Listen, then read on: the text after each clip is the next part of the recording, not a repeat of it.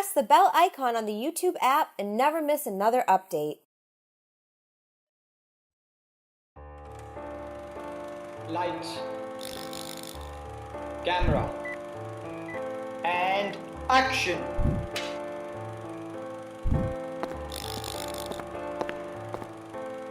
Cut. Hey everyone, it's Juhi. Welcome back to the chat. I'm here with Sonali Hardikar. Hello, she's a theater instructor. I'm going to start off by asking you a little bit about yourself. How did you getting into theater begin and your journey? Tell us what it was like. Okay, so the place that I come from, which is Pune, which is part of India, does have an extremely live theatre culture and has had it for about 300 years that we can document it. The good part is that you do have theatre competitions, debating competitions, writing competitions right when you're in college and school. And most of those people who do show up in those competitions do make it to the industry eventually, maybe television, films. And there's a lot of good instructors around who do train you. They're voice instructors, they're bodywork instructors. So it is a very conducive container to be doing theatre. What do you do after your classes are over? You go and do theatre. And it is that informal space, I think, where it all started. To make it something formal or to train in it was a much later addition, I would say. Interesting. Cool. So, I know you obviously, like, after deciding that, okay, theater is what I want to do, what was your journey after that? Like, where did you go for your education? I was doing a master's in video production, and we were auditioning and interviewing to head to Bombay as copywriters or video producers at one point in time. And at that point in time, I wanted to do something that was much more interactive in an organic way. Okay. I can only clarify this to myself right now, but it made more sense to do something where human beings are more involved. And or you can explore yourself than a technique which is external to you. Right. So I did fill the National School of Drama form, and I did get in the first time that I did. I don't know if I would have kept at that decision if it was the second year or the people who do it 5 times over to get in. So I think it was just a fluke that I did get in. And a lot of people at that time did question, they were like, oh, everybody comes to the National School of Drama to head to Bombay, but you're doing something completely opposite. But I think in hindsight, I was very happy to have done that. That's awesome. Amazing. So based off of all of this experience that you have, what can you say defines a good actor? If you could bottle that answer, you would be a millionaire. In your words, at least, in your experience. So, after having done different kinds of systems, and National School of Drama is extremely broad-based in the way it teaches actors. So, they do take you into the villages and teach you about folk performance. While we were students, there used to be classical Indian theatre, which was primarily Sanskrit theatre, into its translations, right up to Stanislavski, Grotowski, and then working with the body and completely. So there's Meisner now that is getting taught. So the different modalities are made available to you to pick up from, depending on how you respond to each modality. According to me, there is a plethora of ways in which you can judge how good an actor is.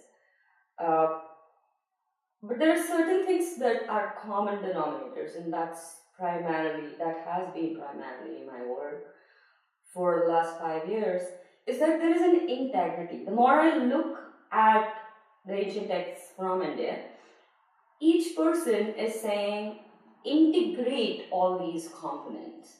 So probably in the Western things you would call it the truth. Right. You know, the actor's truth, a moment of real integrity, where all those things fell into place. Wow, that was insanely deep. So continuing on, my next question would be, since you've acted for the last 20 years, you've seen the world evolve. You have seen the new digital culture, there's online sketch, pay-per-view, subscriptions, things like Netflix and Hulu. Like, you've seen it all, from traditional theater to now digital. What are your thoughts on that? Okay, so I need to sort this out first here. For me, it may be a personal journey, and I do not, by talking about this, I do not want to invalidate other people's journeys. But theater primarily, for me, is about community and human connection. The deeper that I go into my studies, it is not just between a community of people, but it's also relating to your own self. Once you get into spinal recognitions, awareness, or even breathwork, then it is, for me personally, is about personal connectivity, or looking deeper into yourself, or looking deeper into human connections. And I'm pretty sure that there are amazing projectionists out there. There are amazing people who do installation work, and they are coming from different trajectories.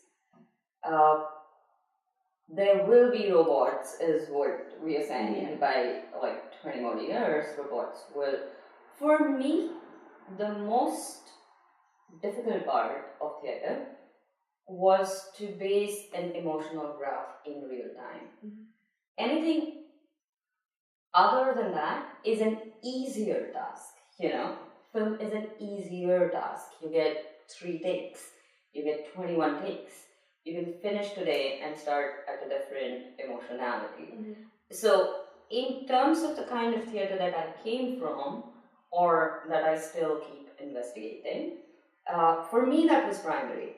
If you want to substitute it with anything else, like the folk theater does not have scenic elements, but we get into theater of the spectacle, which is Broadway, where you have humongously constructed, right down to the tiniest detail sets, and that is spectacular. And that's a different kind of theater. There's a humongous amount of coordination that goes into it. But for my own path, I have chosen repeatedly to go back to those kind of avenues that look at the human being as the sole, let's say, instrument of expression. Because I do find a lot of self-exploratory processes at that. And to any digitalized places that we may want to take theater to, the question is, how do you substitute human touch? The day we answer that, all the purposes of this should fall in place. Because, and by touch, I just don't mean the physical between actors, or it is how moving the piece is, or how do you take it to a place where people do feel a cathartic experience, or what the Sanskritic ideas about experiencing theatre are, or any work of art for that matter, is a sadharanikaran, where there is a relaxation of boundaries of the self, where each person is then unified by that experience. How, and that is a responsibility that is embedded in becoming an artist, if you look at those traditional ways of doing it. How do you answer these questions when you get into the digitality of it, or the consumption, or saying it's a product and let's sell it and let's do these things? Are we responsible enough when we are setting up pieces that are meant for kids? Are we socially responsible? The kind of theatre that we do, is it sustainable theatre? Are we able to make the first piece and then go on to... So these are more pragmatic questions, and I think there are various ways that people access it, and that's why in the first question I said, how do you get transformed to make sense of why you want to keep doing this consistently? It's a very dynamic process. I hope that answers your question. Yes? I guess so, yes. But yeah, I personally feel like in between digital and theater, there's a different experience when you're watching theater face to face. You can feel the energy of the actors. It's a lot more different than seeing it on screen. Yes, you can still feel it, but there's that intensity and that heat that you're getting from the actors. Yeah.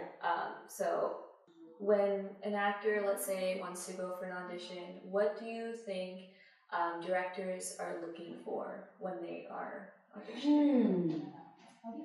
That's a very interesting question.